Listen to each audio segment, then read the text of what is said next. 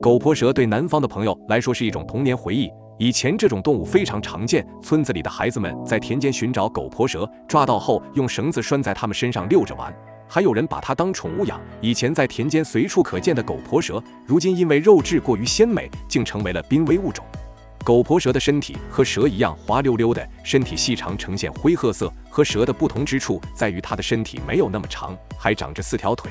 狗婆蛇在农村也被叫做狗母蛇、蛇舅母等等。据说狗婆蛇是蛇的舅母。如果一条蛇的身体从中间折断，狗婆蛇只需要在蛇的伤口处撒上一泡尿，用不了多久，蛇的伤口就会愈合，身体也能恢复正常。正因如此，有人认为狗婆蛇是蛇的舅母，狗婆蛇也有了蛇舅母的称号。当然，这个故事的真实性还有待考究。狗婆蛇是一种蝾螈类动物，并非真正的蛇类，只是外形和蛇相似，其他方面与蛇的关系并不大。和蛇相比，狗婆蛇与蜥蜴、壁虎更为相似，它们遇到危险的时候也有断尾求生的技能。断尾4个月后，它的尾巴又会重新生长出来。狗婆蛇身体表面长着厚厚的鳞片，行动十分敏捷。虽然是冷血动物，但狗婆蛇的胆子非常小，也十分警惕，经常趴在草丛中或者路边晒太阳。周围稍微有点风吹草动，它们就会快速钻进草丛，逃跑速度非常快。想抓一只狗婆蛇也不容易。那个时候，谁要是能抓到狗婆蛇，肯定要拿出来好好显摆一番。儿时的玩伴狗婆蛇，如今被端上了餐桌，成为美食。小时候在田间很常见，现在却成了保护动物。狗婆蛇这些年到底经历了什么？以前孩子们见到狗婆蛇都会抓起来把玩，现在狗婆蛇不多见了，很多小朋友都不认识这种动物，见到它后甚至会慌忙逃跑。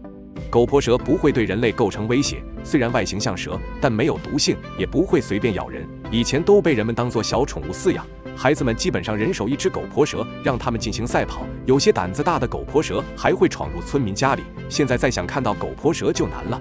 狗婆蛇以前被孩子们当宠物，后来人们发现了它的食用价值和药用价值，就开始大量捕捉狗婆蛇。像是两广地区、安徽、福建等地，在很多年前就有了吃狗婆蛇的习惯。经过加工的狗婆蛇能被当作中药材，具有解毒、治疗皮肤病、小便不利、月经不调等功效，是一味高档的中药材。